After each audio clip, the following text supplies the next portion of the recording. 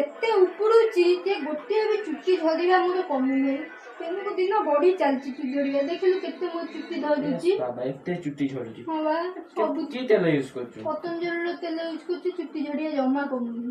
କଣ କରିବି କହିଲୁ? ତାହେଲେ ଠିକ ଅଛି, ମୁଁ ତତେ ଗୋଟେ ଏମିତି ତେଲ କହୁଛି ଯାହାକି ସେ ଗୋଟେ ବି ଚୁଟି ଉପୁଡ଼ିବନି।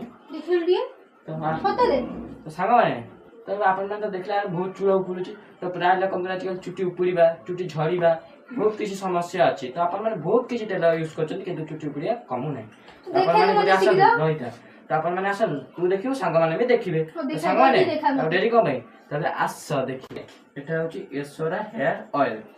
ତ ଫାଷ୍ଟ କରିକି ଯେତେବେଳେ ଆପଣମାନେ ମୁଣ୍ଡ ସଫା କରୁଛନ୍ତି ଏମିତି clinic plus Dove shampoo use କରିଲା ବେଳେ ଯେ ରୁପି ଉପରେ ଆମେ ଦେଖୁଛି ଡୋଭ୍ ସାମ୍ପୁ ଲଗାଇଲେ ରୁପିଟା ମାନେ ରୁପି ଆଉ ଝଡ଼ିବନି।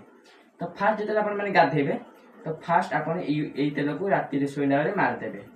ତ ଯେତିକି ଆମର ନଡ଼ିଆ ତେଲ ୟୁଜ କରୁଛନ୍ତି, ଯେଉଁ ତେଲ ୟୁଜ କରୁଛନ୍ତି ସେଇ ହିସାବରେ ମାରିଦେବେ।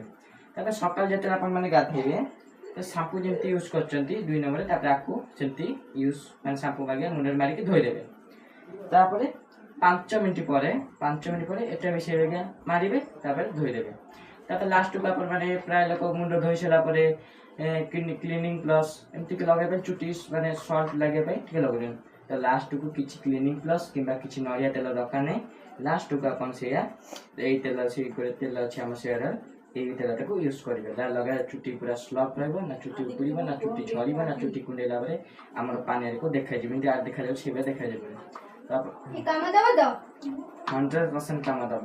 ଓକେ ଠିକ ଅଛି, ମୁଁ ବି ଆଜି ମଗେଇବି।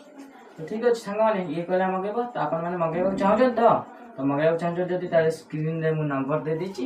ତ ଜଲ୍ଦି ଜଲ୍ଦି କଣ୍ଟାକ୍ଟ କରନ୍ତୁ। ଆପଣ ହେୟାରକୁ ପୁରା ସୁସ୍ଥ ରଖନ୍ତୁ ଆଉ ଷ୍ଟାଇଲ ବି ମାରନ୍ତୁ।